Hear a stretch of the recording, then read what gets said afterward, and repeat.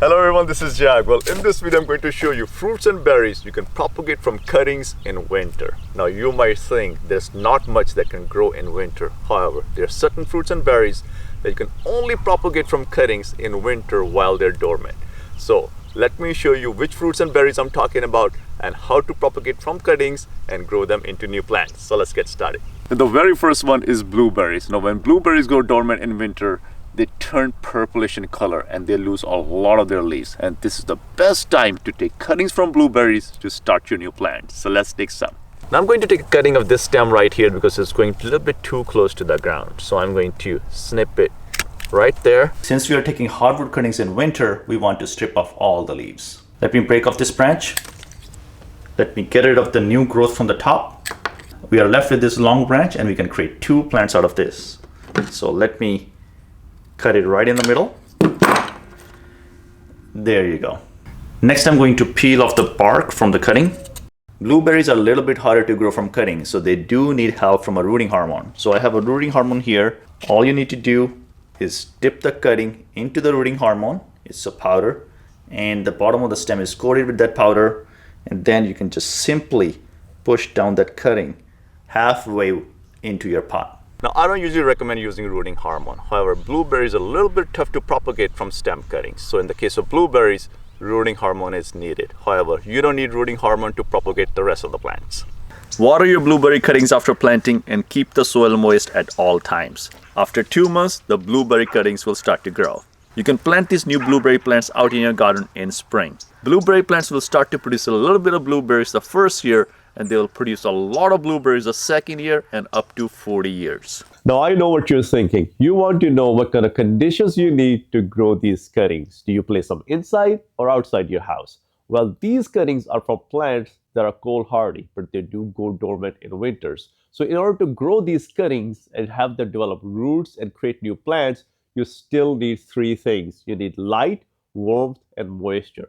So place these inside your house next to a window, and if you have a central heating system, that's enough warmth for them to start growing roots and start developing into new plants. However, you can also place them into a greenhouse in an area that receives light. Now, this information applies to all the cuttings I'm mentioning in this video. Now, if you don't have existing plants to take cuttings from, ask someone who does. Ask a friend who is a blueberry plant or a raspberry plant or a blackberry plant if you can take cuttings from them, or ask a nearby farmer if you can take cuttings from their plants, or you can even go to a community garden and ask them if you can take few cuttings. Now the next one is blackberries, and there are two ways you can propagate blackberries. Now the one is from cuttings and the second one is called tip layering. Now blackberries produce these long canes, and these canes, they tend to want to go into the ground, and they want to do that to propagate themselves in order to create new plants. Now we can take advantage of this and propagate plants for ourselves. So let me show you how I do that. Now, in order to tip layer blackberries, all you need is a pot filled with potting soil and a rock. And then you can grab the cane that's coming closer to the ground. You can lower it into your potting soil in the pot and then cover with potting soil. Cover at least 3 inches of the cane right in your potting soil, and then place the rock right on top so that the cane does not come out. Now in few weeks, this cane will start producing roots into the potting soil. At that time, you can snip off the cane from the bag and you have a new blackberry plant. Now the second way to propagate blackberries is to simply take cuttings. Now I'm going to take a cutting right here from this stem, and we're going to use this one to create a new blackberry plant. And to plant blackberries, just remove all the leaves. Make sure not to hurt the birds right there. So remove just the leaves right there, and remove all the leaves, even the ones on the top. And then make a 45-degree cut right next to the node, and the stem should look like this. So I have this tray that I'm already using to grow these blackberries. I'm going to punch a hole in there, stick the blackberry cutting right in there, push it down so it's in contact as much soil as possible, and then press around it. Keep the soil moist at all times, and after a month, the blackberry cutting will start to produce leaves. The Propagate varieties of blackberries will produce the first year, while the Propagate will produce the second year. Next up, raspberries. Now you can also take cuttings from raspberries to propagate new plants. So I'm going to take a cutting from this stem. Be careful, raspberries have very fine thorns on them. So handle carefully. We're going to do the same thing on the raspberry plant. Just get rid of all the leafy growth that's dormant. And then scratch the bottom. Punch a hole in there. We want to punch a hole so that once you're pushing down the stem, you'd actually break the stem. And push the soil all around it. Make the soil compact around the stem so it's in contact with the stem so the stem gets the moisture when you water these plants. Raspberries and blackberries come in primocane and fluorocane varieties. Primocane means the growth that occurs the first year. So the primocane varieties of blackberries and raspberries will produce the first year, while the fluorocane produces on the growth from the last year. So fluorocane varieties produce the second year. Next, grapes. As you can see, my grapes have grown really well. I've been making grape videos and how to prune these grapes as well. So these grapes need pruning, which I'll be doing this winter. However, we can take the cutting from these grapes to grow a new grapevine. Now I'm going to leave 2 nodes and I'm going to take a cutting from right here. Now this branch might seem dead, and that's because it's dormant, and grapes grow the best from dormant branches. As you can see, this one is green from the inside. Now make a cutting about 12 inches long, and then we're gonna scratch a little bit at the bottom. This helps the cutting to absorb more water. Now use a tree tube like this to plant your grape cutting. This way most of the grape cutting will be in contact with the potting soil and with the water and moisture, and that will help it to root. So let me push it all the way down. There you go.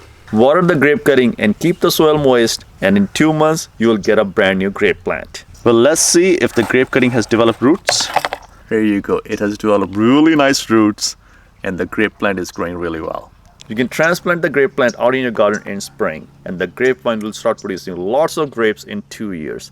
Even a single vine can produce a lot of grapes. Next up, roses. Now you can also take cuttings from roses and propagate roses into new plants. Now let me take this cutting right here. This seems like a nice growth that we can use to create our new rose plant.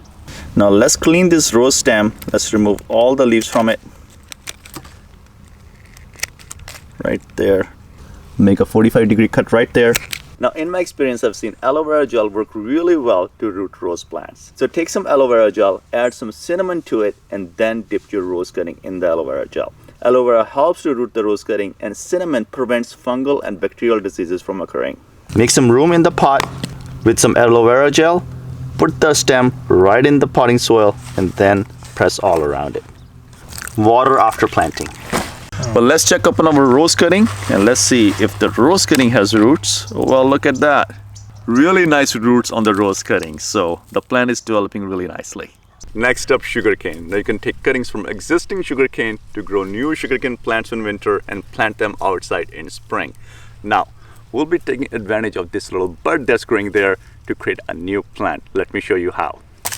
Now let me take a cutting right there from this sugarcane plant. This is a really nice stalk right there. So let me cut it.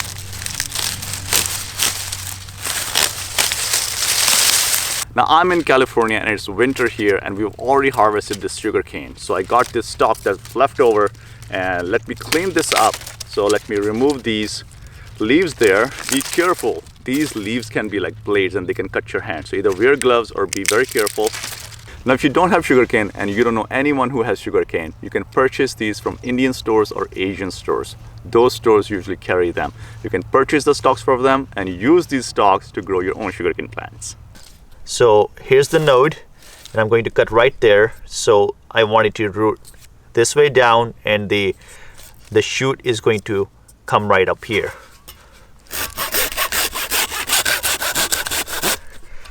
There you go. Finally got it. So here it is. I got 2 sections with just 1 node each. Fill cups with water and then simply add the sugarcane cuttings in water, making sure the node is submerged in water. Never fully submerge the sugarcane cutting in water because it can rot. Change the water every 3 to 4 days. After 3 weeks, the sugarcane cuttings will start to develop roots, and it will start to develop the stalk as well. After 2 months, the sugarcane cutting has developed really nice roots, and it has also developed a tall stalk. You can transfer the sugarcane cutting out in your garden in spring after the danger of frost is over. Dig a hole in the garden and bury the entire sugarcane cutting in your garden while keeping the stalk straight up. There you go. And water the sugarcane cutting after planting. After 10 to 11 months, you can start harvesting sugarcane. Now, if you want to know what seeds you must start in January, check out this video on seeds to grow in January, and I'll see you in another video.